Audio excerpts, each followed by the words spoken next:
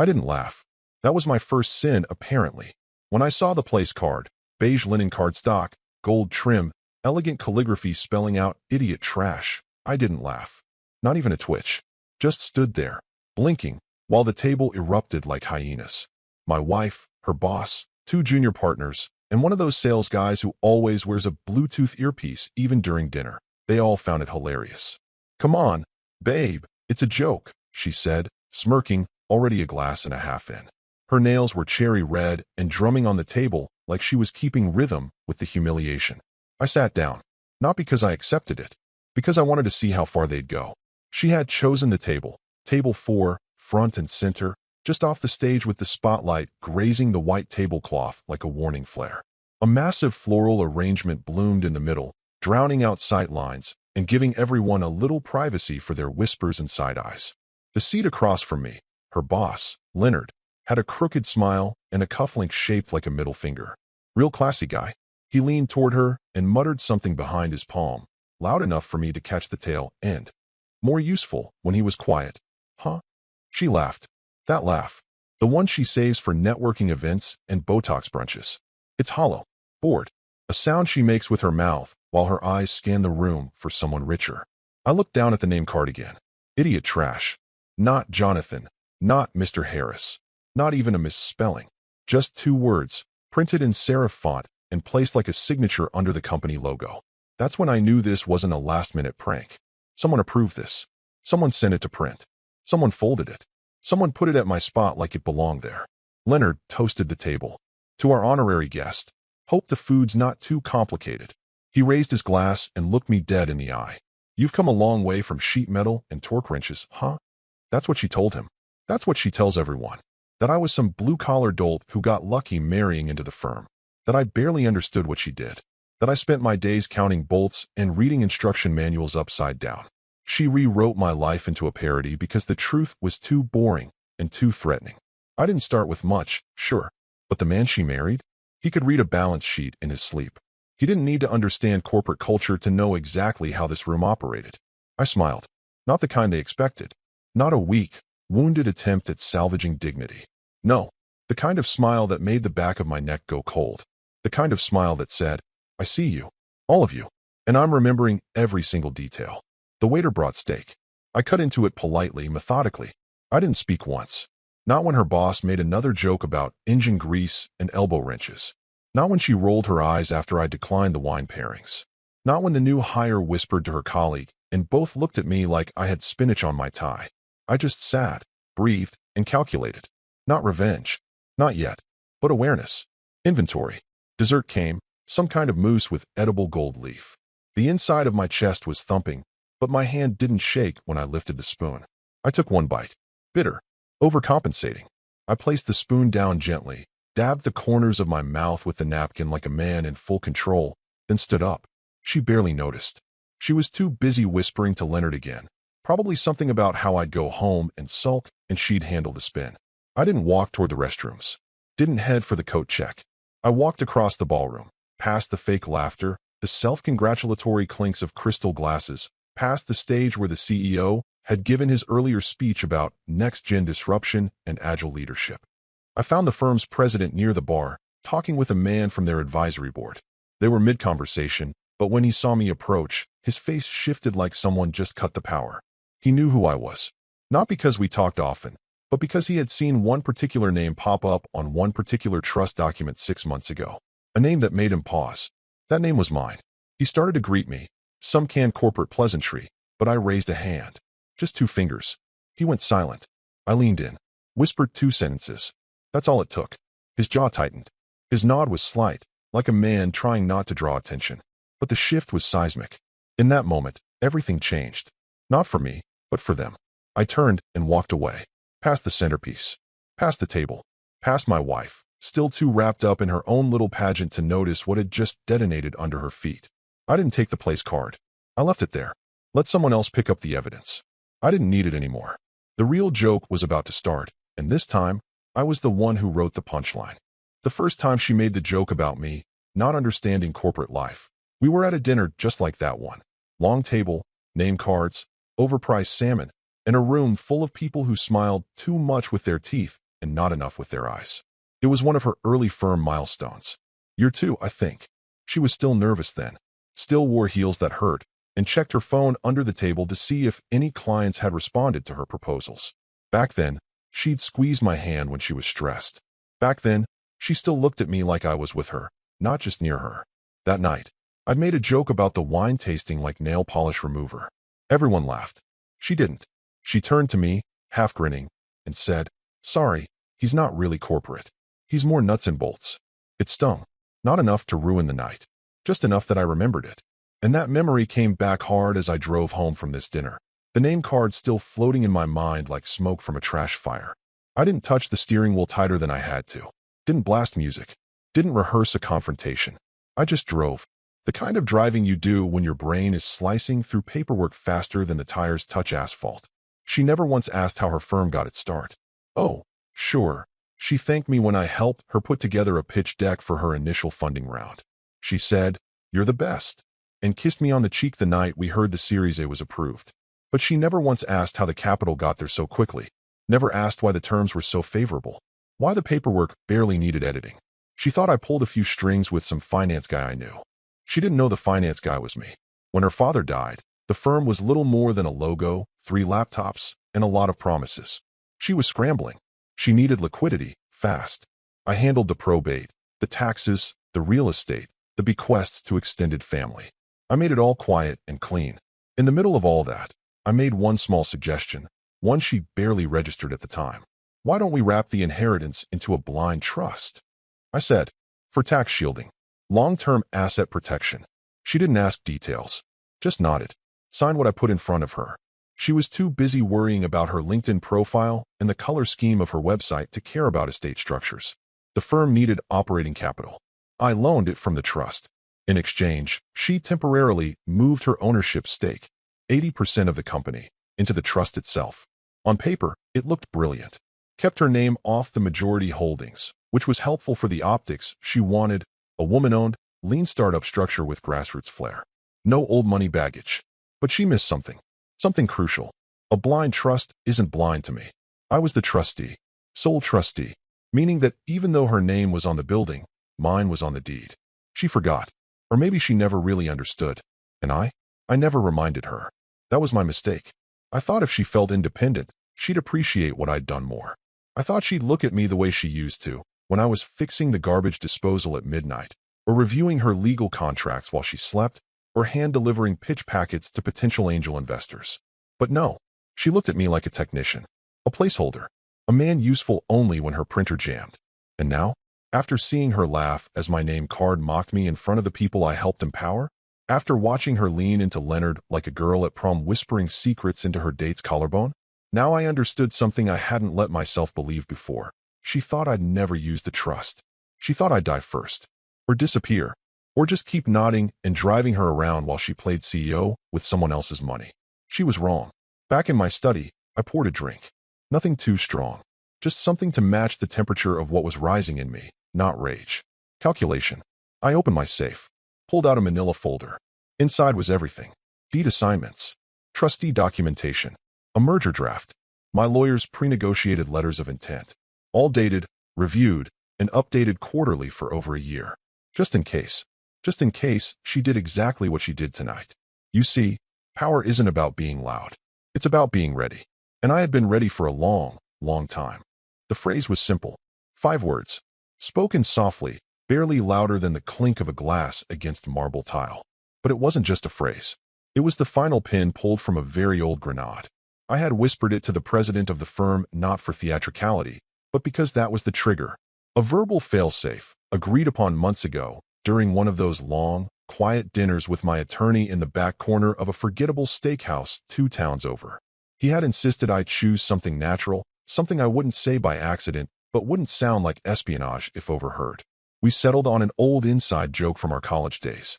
Harmless on its face, nuclear in its implications. He'd only ever hear it if I wanted the trust to act. That night, he heard it. The second sentence was the name. Short, sharp, unmistakable. Polaris Strat Holdings. That was the one that made the president's eyes twitch. Polaris had circled my wife's firm like a vulture for 2 years. The board treated them like Voldemort, that which must not be named. The kind of competitor you acknowledge only to scoff at, like you're too important to ever consider their offers. In private, though, they were scared. Polaris wasn't just ruthless, they were efficient. Their mergers went through like clockwork, their cuts were surgical, and they had a reputation for absorbing companies and leaving behind only a logo and a few key assets. My wife hated Polaris, said they were barbarians with checkbooks, said they'd destroy everything authentic about her brand. But she didn't know the real reason they hadn't gotten a foothold, me. Because every time they came knocking, and they did, often, I declined the offer. Quietly, through my lawyer. No drama, no board votes. Just a polite, precise rejection from the trust's holding entity. She never knew. Why would she? The trust was invisible to her, and the firm's board didn't even realize the real source of the veto. Until now. Once those two sentences left my mouth, the wheels turned fast. My attorney, Daniel, had been sitting in a suite downtown, 10 minutes from Polaris's acquisition team. He'd been ready for months. Hell, he practically begged me to let it happen earlier. "You're sitting on a tactical nuke," he said once. "Let me push the button, please." But I wasn't ready then. I still had hope. Still thought she might remember who helped her build everything. That maybe the contempt was a phase, a misstep. But contempt doesn't show up once. It simmers. It infects. The moment I sat at that table and saw that card, I realized I wasn't just collateral. I was the joke. And worse, I'd been funding it. Daniel had all the papers primed. NDAs, internal transition memos, executive severance limits, escrow documentation for assets pending dissolution. The moment I gave him the phrase, he moved. He opened the vault. Not metaphorically, literally. The safe deposit box at the regional branch of Iron Union Bank held signed backup originals of everything. Digital copies had already been time-stamped in our blockchain-secured document locker, one that didn't even list my name. A different trust, one level deeper. You don't plan something like this overnight. You plan it when you still love the person you might one day need to burn. Polaris responded within 7 minutes. Their lead negotiator had been in Boston all week. They dispatched their team across town with a signature courier and a thumb drive. The paperwork needed only 2 signatures. Mine had already been notarized. At 10:47 p.m., I got the message from Daniel. Polaris signed. Deal closed. Phase 2 initiated. Phase 2 was simple. Shut it all down. The firm's internal control structure had always been fragile. Like most startups turned mid-tier firms, they grew faster than their systems. They outsourced payroll, contracted IT. Their server access was routed through 3 layers of third-party logins and a Slack-based workflow that could be reset with a single master token, one I had. Because when the trust funded the Series B, it did so with conditions, one of which was a backdoor into every system they paid to install. While my wife danced around her boss's chair and toasted to their legacy, we had already pulled the plug on every shared drive, revoked every admin credential, and issued a staggered digital lockout starting with, ironically, her office. And still, no one knew. To them, I was just the man who didn't belong at the table. The placeholder. The dull accessory. I didn't need to shout. I didn't need to threaten. I just whispered 2 sentences, walked out the door, and let the legal architecture I built years ago finally wake up. Daniel Lowenstein doesn't wear suits from department stores. He wears bespoke Italian wool stitched so tightly it could probably survive a gunshot. He doesn't speak in run-on sentences. Every word is a chess move. Every comma, a trapdoor. He used to work for the FTC, back when mergers weren't rubber-stamped and people still got nervous when you said antitrust. He once halted a $2.7 billion consolidation between 2 defense contractors with a single footnote in a regulatory memo. The man doesn't practice law. He designs detonations. And he was mine. He wasn't my first lawyer. But after watching my original estate planner bungle a basic holding structure back in 2015, I went hunting. What I found was a man with a reputation for scorched earth precision, someone who didn't just know where the line was, but how to redraw it mid-contract. Daniel was the kind of guy you don't brag about hiring. You quietly retain him, pay his insane fees, and follow his instructions like scripture. So when I came to him 3 years ago with the trust paperwork, the ownership splits, and the story of a startup helmed by a woman who had no idea who really owned the firm, he leaned back in his chair and smiled. "She thinks it's hers?" he asked, flipping through the binder. How romantic. He didn't blink when I told him I had no interest in selling. Not then. Not yet. I just wanted it ready. In case. Like an emergency exit buried under the floorboards. We built the structure slowly. First, An amendment to the trust giving me irrevocable authority to restructure holdings in instances of material reputational harm or exposure to financial risk. That was the key phrase. We added side clauses, silent permissions baked into otherwise boring documents. No red flags to the firm. No votes required. Then we bought out a voting minority from an early investor, which gave Daniel the leverage to lock in exclusive sale authority through a clause tied to asset dilution in the event of a merger bid over a certain threshold. The numbers weren't random. Polaris knew them. They had asked before. They had been denied before. But this time Daniel had the vault open before I even reached my car. He emailed the updated bid acceptance to Polaris's team with exact timestamps and 4 pre-verified authorizations. The moment they countersigned, our servers began triggering contractual lockouts. A built-in clause from the Series B paperwork kicked in, a forced change of control clause, embedded like a sleeper agent in the fine print. That clause gave us the legal basis to revoke access for all current executive leadership immediately. No board vote. No employee warning. Just click and gone. Even better, Daniel had included a non-compete clause Polaris had insisted on years ago, but my wife's firm rejected. This time, it was in the deal, and binding. No one from the top 6 executives could work in the industry for 2 years. Not as contractors, not as advisors, not even under pseudonyms. They were iced out, and if they broke it, the clawbacks were devastating. Daniel had modeled them himself, down to the hour. The brilliance of Daniel's work wasn't just in the legal precision. It was in the timing. Polaris didn't send over their standard acquisition team. They sent the ones Daniel had handpicked as emotionally efficient, cold closers with no interest in transition drama. Their communication templates had already been drafted. Their IT team had already rehearsed the internal system takeover. Their HR contingency consultant had already shipped out cardboard boxes to the corporate HQ by 6:15 a.m. the next morning, with the firm's name stamped on them. Irony, prepackaged. The betrayal I'd swallowed at that dinner table wasn't new. It was just the final proof I needed. Proof of arrogance.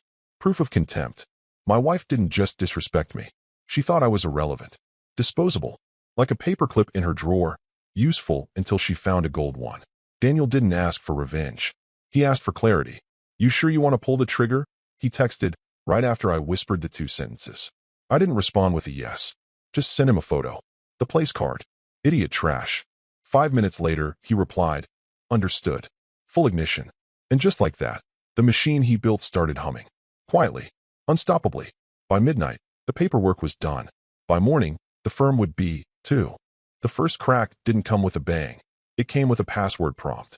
Just after 8 a.m., Taylor, the office manager everyone secretly feared because of her post-it note army and photographic memory, swiped her badge and sat down to find every folder in the shared drive labeled Access Denied. She tried rebooting the VPN, tried logging in with her backup credentials, tried Slack. Nothing. Just a spinning wheel and a polite message. Your session has been terminated. Please contact System Administrator. By 8:07, 2 junior associates were standing over her shoulder. Their faces looked like kids who'd just seen their parents argue for the first time. A quiet sense that something had gone very wrong. One of them whispered, "Is this another phishing test?" By 8:10, the whispers had multiplied. Her assistant, Sophie, the one who practically lived inside her Google Calendar, noticed something odd when trying to add her to a client call. Her name didn't auto-populate. Then she tried searching her manually. Nothing. No profile. No user ID. No contact card. Just a ghost where a partner used to be. Sophie refreshed twice. Then a third time. Still gone. She peeked into the corner office. Karen, my wife, was adjusting her blouse in front of the mirror like it was any other Tuesday. Hair curled. Makeup perfect. A necklace I bought her for our 5th anniversary. Still wearing it. Still pretending everything she had wasn't traced back to someone she dismissed as unambitious. Hey, Sophie said, her voice tight. I can't find you in the system. You're not showing up in anything. Karen didn't even look over. Probably another IT screw-up. Leonard'll scream at them later. Just email the link. I can't, Sophie replied. Your email's bouncing. Like, hard bouncing. Not even going to spam. Karen's eyes flicked up for a moment. She blinked, then chuckled.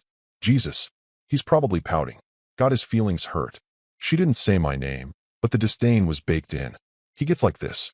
It'll pass. Then she turned to Leonard, who was standing stiff by the window, staring at his phone like it had personally betrayed him. He hadn't spoken since he walked in. No crass joke. No smirk. Just silence. "You okay?" she asked him. Leonard didn't answer right away. Just kept scrolling through emails. When he did speak, his voice was too low for Sophie to hear. But I know what he said. Because at that moment, he was realizing what I had waited years to make happen. The walls weren't closing in. They had already closed. Leonard had been there the night before. He had seen me whisper something to the president. He didn't know what it was. But he saw the president's face change, instantly. Not confused. Not annoyed. Just resigned. That kind of expression doesn't come from surprise. It comes from inevitability. Now Leonard was connecting the dots. He remembered the Series B funding. The trust. The fact that he never quite understood who negotiated the final terms. That there were always third-party considerations listed in the footnotes of the operating agreement. It had been abstract then. Some ghost in the machine. Not anymore. More people began appearing in the hallway, murmuring. IT had sent out a blanket response. Systems temporarily offline for compliance auditing. Please stand by for further instruction. Phones weren't just down, they were rerouted. No one could access client data. No one could even open the internal HR dashboard. Even the espresso machine required a badge scan, and now it just flashed red. At 8:42, the president walked in. No security. No entourage. Just a thin leather folder under his arm. People turned. A hush fell, like they thought he might reassure them. He didn't. "An update is coming shortly," he said, nodding once. Karen raised an eyebrow. "That's it. You're not going to say what's going on." He didn't answer. Just kept walking down the hall to his office. "Okay," she said, her voice too bright now. "That's real cute. I'll call the board." Leonard didn't say anything, but the color was draining from his face. He wasn't smiling anymore, because he wasn't an idiot. He remembered, then, the small detail buried in one of the financing rounds, how they'd agreed to allow the blind trust an observer seat on board decisions. A trust they never thought would exercise its power. He knew who really held the keys. Karen? She was still catching up, still thinking this was about feelings, about a bruised ego and an overreaction. She didn't yet understand what kind of machine she'd fed all these years, and how easily it could chew through everything she thought she built. 10:02 a.m. The sound of Outlook chimes echoed like distant artillery. One by one, heads popped up over cubicle walls. Mouse clicks slowed. Conversations stopped mid-sentence. Someone said, "What the hell?" loud enough to be heard 3 desks over. It took less than 10 seconds before the words spread like a virus. "Check your email." Karen was halfway through complaining to Leonard about how IT must be using interns again when she saw Sophie's face go white. The girl had her phone in one hand, the other clamped over her mouth. Karen snatched her own phone off the charger, thumbed into the inbox, and froze. Subject: Company acquisition and operational closure notice. From internal comms, do not reply. Time: 10:02 a.m. She tapped it open. Effective immediately, ownership of the company has transferred. All positions are dissolved, pending asset review. Details to follow. No header. No logo. Just plain black text on a white background, written with all the warmth of a death certificate. There was a moment, maybe 2 seconds, where Karen didn't react. Just stared, as if her brain was waiting for the rest of the message to load. A punchline. An explanation. Something. Then the murmurs started. Dissolved? What does that mean? Like, dissolve. Pending asset review. Are they liquidating? My badge just locked me out. I just got booted from Teams. Panic doesn't always look like people screaming. Sometimes it looks like silence. Frozen hands. Eyes darting. 100 professionals all blinking in unison, trying to process the fact that everything they thought was solid had just evaporated under their feet. Karen bolted from her chair so fast the wheels screeched against the carpet. Her heels clacked a sharp rhythm as she stomped toward the president's office, the same one I had approached the night before. The door was open. Inside, nothing. No president. No laptop. No stack of legal pads he always scribbled on with his Mont-Blanc pen. The whiteboard had been wiped clean. The framed photo of his daughter that sat near the window? Gone. All that remained was the faint imprint where his nameplate had been screwed into the drywall. Karen stood there, chest heaving. "Where the F?" she started, then caught herself as 2 interns walked by, wide-eyed and whispering. She turned to Sophie, who had followed her. "Call him. Now." Sophie shook her head. "His number's out of service." "I tried." Karen turned to Leonard, who had only just started moving. "This has to be a mistake. There's no way this went through without board approval. No one notified compliance. The audit isn't even closed." How does this happen overnight? Leonard didn't answer. He was scrolling through the email again, as if a second read might reveal something he missed. His thumb hovered, hesitated, then opened the attachment at the bottom of the message, a scanned copy of the acquisition notice, complete with the seal of Polaris Strat Holdings. Stamped, signed, and time-stamped. Karen snatched the phone out of his hand and stared at it, lips parting. Polaris, she said, like she'd just seen a ghost crawl out of the floor. That name, she had said it with venom a dozen times in the past. Called them vultures, soulless acquisition bots. Everything wrong with capitalism. She once bragged to her yoga instructor that she'd personally blocked 3 offers from them because she wouldn't sell out the culture she built. Only now, culture didn't matter. What mattered was ink on paper. And the ink said Polaris owned everything. She stormed back into her office and grabbed her personal laptop, praying she could still VPN in, access anything, call someone at Polaris, stop this somehow. But the moment she entered her login, access denied. She pulled out her phone and tried to text her compliance lead, undeliverable. Tried her board liaison, no voicemail, just a disconnect tone. Tried me, straight to voicemail. She heard her own voice say, "He's probably pouting," on repeat in her head like a looped insult boomeranging back with interest. The mocking place card was still in her purse. For some reason, she found herself reaching for it, as if it might serve as a relic of her certainty, proof that she had been in control just 24 hours earlier. She felt her breath catch as the first tears welled, not of sadness, of disorientation. The walls hadn't caved in. They had vanished. No warning, no fight, just a clean, surgical extraction of everything she thought was hers. Behind her, in the hallway, someone was crying. Phones rang and rang, but no one answered. In her office, Karen sat down slowly, blinking at her reflection in the black screen of a locked laptop. Somewhere in the building, a printer spit out a final page, the new ownership memo from Polaris. No fanfare, no thank you, just a line at the bottom. All internal positions subject to reevaluation. Communication will follow at the discretion of transitional counsel. She was no longer a partner, no longer an executive, not even an employee, just another name removed from the system. Leonard pulled her into the side corridor like he was dragging her out of a burning building, though in reality the flames had already done their work. People rushed past them, some clutching coffee cups as if normalcy could still be clutched, others with phones to their ears barking the same question into disconnected lines. What do we do now? HR was locked. Legal wasn't answering. Their entire infrastructure had become a ghost town with functioning lights. Karen looked dazed. She'd started the morning rehearsing remarks for a potential Forbes Women in Business feature. Now her Slack account had disappeared, and the only message in her inbox was a corporate obituary. Leonard shut the hallway door behind them. His face, usually smug and ruddy with confidence, looked chalk-white and tight around the jaw. He didn't start with a question. He started with a fact. "Did you know your husband?" He trailed off. No sarcasm, no bluster, just silence, hanging there like a noose between them. Karen blinked. What about him? Leonard's eyes shifted. Not like he was thinking, like he was remembering. That trust. That damn trust from the Series B. At the time, he'd made fun of it in the boardroom. Called it boilerplate protection. Said this silent investor language was overkill. He even laughed to one of the consultants that only a paranoid accountant would write clauses like that. But the money was clean, the paperwork solid, and Karen? She waved it through. She didn't ask questions. She was too busy with branding, client dinners, and building a culture of curated excellence. She said it herself. We needed liquidity. My husband knew a guy. Leonard now realized her husband was the guy. He didn't finish his sentence. He didn't need to.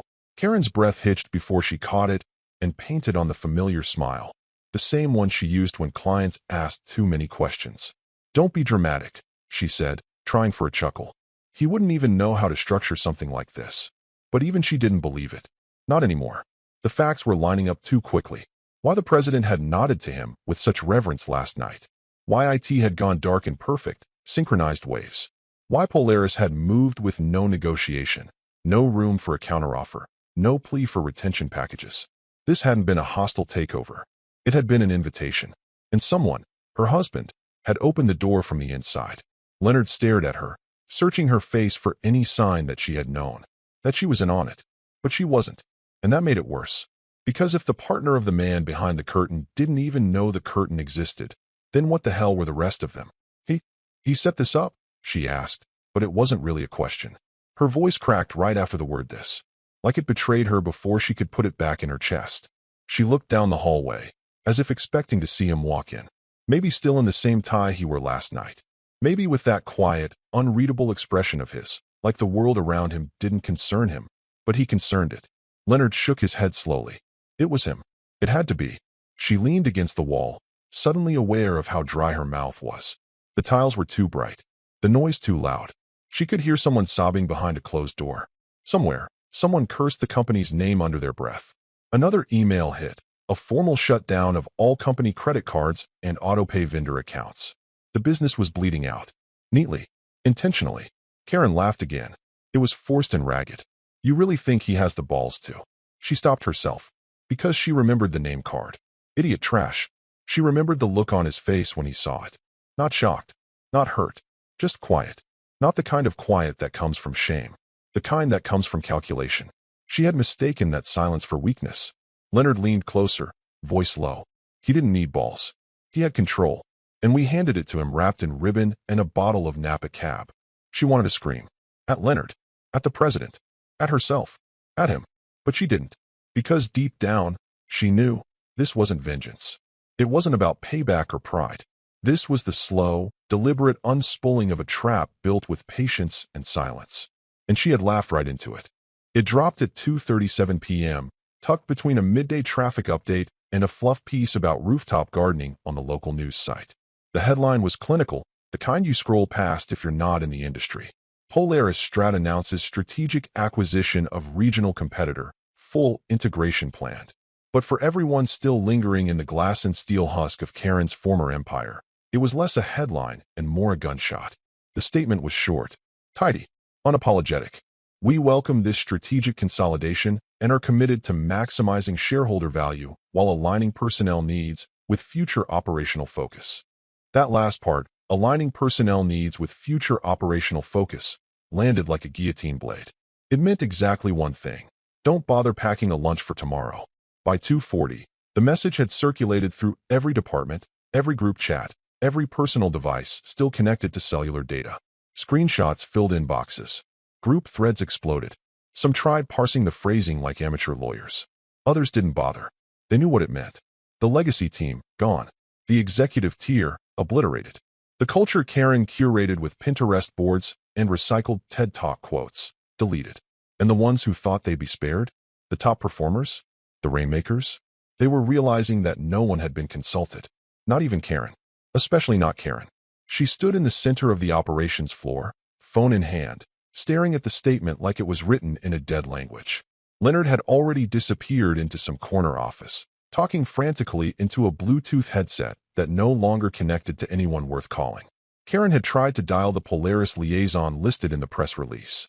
A woman named Valerie Drummond, Executive VP of Strategic Mergers. The line rang once, then dumped her to voicemail. She tried again, straight to disconnect. A slow wave of realization settled across her face. Not panic. Not anger. Something colder. Recognition. Polaris hadn't come to save anything. They weren't going to streamline operations or restructure leadership. They were going to consume everything. Chew the brand for parts. Fold the valuable assets, IP, contracts, client portfolios, into their massive, faceless system. And the people? They were already ghosts. The most brutal part wasn't the firing. It was the erasure. No farewell meetings. No exit interviews. No last team lunches. Just an impersonal statement sent to the media before half the firm had even packed their things. Karen tried to rally the remaining staff, called an emergency alignment meeting. Only 6 people showed up. 2 left mid-call when they got deactivated calendar notices. One asked if they should start applying elsewhere. She blinked at them, mute. Even the interns had stopped pretending. They were whispering now, just like the night before. But not about her. Not about Leonard. Not about the deal. They were whispering about him. The husband. The placeholder. The punchline. The one who sat through dinner without saying a word, while she laughed with her boss over a name card that should have been a warning label. They asked things like, wait, he was the trustee? Did she know? Why didn't he say anything? And the question that stung her more than all the others. Was he always that smart? Or did she just never notice? Karen walked back into her office. Well, what used to be her office? The keycard reader had gone dark. She pushed the door open before it locked entirely. The screens were off. The chair was missing. She sat down on the floor, back against the glass. Outside, across the skyline, the sun had started dipping behind the city towers. Long shadows fell across the floor like ink spills. She opened her purse and pulled out the place card again. It had been folded, creased at the center, a little wine stain on the edge from the night before. She ran her thumb over the letters. Idiot trash. Except she wasn't holding it the same way anymore. Because maybe the trash hadn't been him. Maybe the idiot. Well, that part didn't need spelling out anymore. And somewhere, in a room she no longer had access to, a man she had dismissed for years was sipping coffee with Daniel Lowenstein, watching Polaris execute their plan with the exact elegance they'd both envisioned. Not for revenge, for control. And now, the only person in control was the one they'd all ignored. The sky was bleeding orange by the time the last printers went quiet. The humming fluorescent lights overhead flickered without rhythm now, reacting to no one. They'd been programmed for occupancy, motion sensors set to save money. But the people were gone. There was nothing left to sense. The parking lot, once a sea of leased Lexuses and company-labeled Teslas, was down to a half-dozen stragglers. One of them, a copywriter named Reggie, stood frozen beside his Civic, holding a cardboard box like it weighed more than it should. Inside was a potted plant, a framed meme, and a book on brand storytelling no one had ever opened. He didn't get in his car, just stood there, staring at the building like it had personally betrayed him. Security had taken over the front entrance by now. Not the usual smiling greeters with lanyards and iPads, but contracted professionals, ex-military, judging by the stance. No chatter, no questions, just stoic eyes and folded arms, watching former employees drift out with the quiet disbelief of people who hadn't just lost jobs, but identities. Karen stood behind the tinted glass wall of her office, watching it all unfold below. The chairs were gone. The desk, cleared. Her nameplate had been removed, so cleanly the dust around it still outlined her first initial. A few wires curled out of the floor like orphan nerves. Someone had unhooked her monitor without asking. She'd spent years building this office. Years designing every aesthetic angle, brushed gold lamp, reclaimed wood credenza, framed black and white photos of thought leaders she never actually read. She once said, "The environment should reflect power before you even open your mouth." Now it just reflected absence. She clutched the place card in her palm like a talisman. Idiot trash. It had been a joke. A throwaway jab between wine refills and cheap laughter. Something she and Leonard cooked up as a bit after hearing her husband didn't understand her firm's new business model. She hadn't expected him to show up at the event. He rarely did anymore. Too many social climbs, too much effort to stay relevant in a room that didn't want him. But he had shown up, had looked her in the eye, had sat there and taken it, and then left. Just like that. She'd assumed he'd sulk. Maybe sleep in the guest room for a week. Maybe bring it up in a therapy session like a martyr. But now the staff she once ordered around like pawns were walking out of her life with boxes they didn't even get to pack properly. Her firm, was officially a Polaris asset. The integration team had already scheduled building access audits and paper shredding. An entire brand, identity, mission, reduced to line items in someone else's spreadsheet. And him? He hadn't called. Not a single message. Not even a smirk or a cryptic, "I told you so." Just silence. Cold, perfect silence. That was the part she couldn't shake. Because silence means planning. Silence means choice. The kind of silence that watches you destroy yourself and simply notes the time it took. She sat down on the edge of the windowsill, knees bent, heels clicking softly as they settled against the steel. Her hand tightened around the place card. The crease in the middle was deeper now. Her thumb had smudged part of the ink. There was no one to call. The board had disbanded. The president had transitioned. Leonard had disappeared entirely, possibly lawyering up or day drinking in a downtown hotel. And her? She had no badge, no staff, no platform to scream from. Only one name stuck to her now. The woman who mocked her husband and lost everything. She thought she'd built an empire. Turns out, it was scaffolding tied to a single thread. And the man she ridiculed?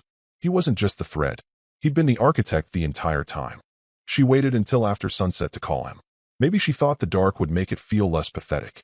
Maybe she thought she could catch him in a moment of humanity. Off guard, tired, softened. That somehow, buried beneath the controlled demolition he'd orchestrated, he'd still want to hear her voice. Still feel something. The phone rang once. Just once. Then voicemail. His voice was calm. Not cruel. Not cold. Just precise, like everything else he'd done. "You made your opinions clear. Now I've made mine. All further contact goes through legal. No sigh. No pause. Just a door locking quietly on the other side of a life she used to control. She held the phone for a second longer, like maybe it would come back to life if she just willed it. But it stayed dark. And so did the room. Then her laptop pinged. One last email. No subject line. Just a sender. Daniel Lowenstein. She opened it with a numb click. As trustee, my client has no further business with your firm. That was it. No sign-off. No kind regards. No softening language. Just a line that may as well have been chiseled in granite. Below it, one attachment. Sale_confirmation_final_executed.pdf. She clicked. The document opened in full screen. Signatures. Seals. Routing numbers. Completion time-stamped to the minute. Polaris now owned the firm in its entirety. The trust had divested with zero residuals, zero payouts, and zero obligation to notify any former officers. The transfer of ownership was complete. Irrevocable. There would be no appeals. No calls to the board. No talk it out over wine, reconciliation. He hadn't just walked away. He'd burned the bridge, buried the ashes, and rerouted the river. She collapsed into the chair, not the one she used to command meetings from. That chair was gone, rolled out by Polaris interns who didn't know or care whose name used to be engraved on the back. No, this one was hard plastic, left behind by someone from facilities. It squeaked when she moved. She didn't. Her eyes stayed fixed on the screen. On that line. My client has no further business with your firm. Not with you. Not with Karen. Not even a flicker of sentiment. He hadn't needed to destroy her. He just needed to remove her access. The most humiliating part wasn't that she lost the company. It wasn't even that everyone knew. It was that she still didn't know when he had started. When had he first realized she didn't respect him? When had he quietly retained the attorney? When had he crafted the escape hatch and just waited for her to walk into the fire herself? She thought of the night she handed him the place card. Called it a joke. Laughed when Leonard said, "He's more of a cautionary tale than a husband." She remembered seeing him just smile and nod, like he was taking attendance. She remembered saying, "He doesn't understand how this world works." And now she understood. He didn't need to understand her world. He just had to know where the levers were. And he'd been standing behind the curtain the whole time, hand on the master switch. This wasn't revenge. Revenge is messy, personal. It leaves fingerprints. This was something colder, cleaner. This was justice. And the man they all thought didn't understand power? He didn't just understand it. He redefined it. Quietly. Thoroughly. Irrevocably.